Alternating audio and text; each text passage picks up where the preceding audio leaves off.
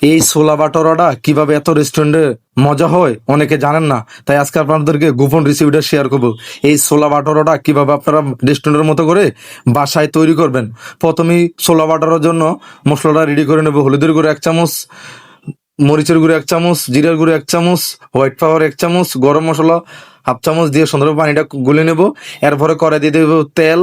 তেল দিয়ে দারচিনি, এলাচি, তেজপাতা, শুকনো মরিচ, জিরা আস্ত সুন্দরভাবে কড়াইতে দিয়ে দেবো। দিয়ে হালকা চুলাটা আস্তে স্লো করে লাল লাল করে ভেজে নেবো। এরপরে মরিচ কিমা, পেঁয়াজ কিমা, টমেটো কিমা দিয়ে সুন্দরভাবে একটু নাড়াচাড়া করে নেব। রসুন কিমা দিয়ে লাল লাল করে ফ্রাই করে নেবো। এরপরে দিয়ে দেবো আদা রসুন দিয়ে দেবো 1 চামচের মতো, দিয়ে একটু লাল করে নেব। এরপরে যে মশলাটা আমি করছিলাম এই মশলাটা এখানে দিয়ে দেব, দিয়ে একটু নাড়াচাড়া করব ছোলার আঁচটা কমায়া। এখন যে ছোলাটা আছে আমার, এই ছোলাটা আমি দিয়ে দেবো। এই ছোলাটা আমি এক রাত ভিজে রাখছি, পরে বয়েল করে নিছি। আপনারা যে কোনো সুপার শপে কিনতে পাবেন এই ডাবলি ছোলাটা। এটা কিন্তু বড়, এটা পাকিস্তানি। এরপর একটু নাড়াচাড়া করব, নাড়াচাড়া করে দিয়ে দেবো হালকা পানি দিয়ে আরো নাড়াচাড়া করে নেব। চুলার আঁচটা অবশ্যই কমা রাখতে হবে। এটা কিন্তু অরিজিনাল ভাবে আমরা রেস্টুরেন্টে তৈরি করে থাকি।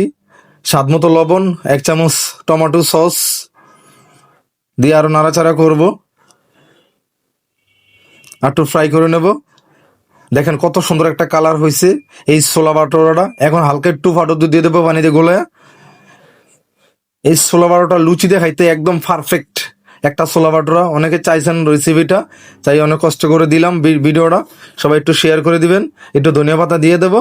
দেখেন একদম পারফেক্ট একটা ছোলা বাটোরা। একবার খাইয়ে আপনারা আমাকে কমেন্টে বলবো না, আমি আর কিছু বলবো না।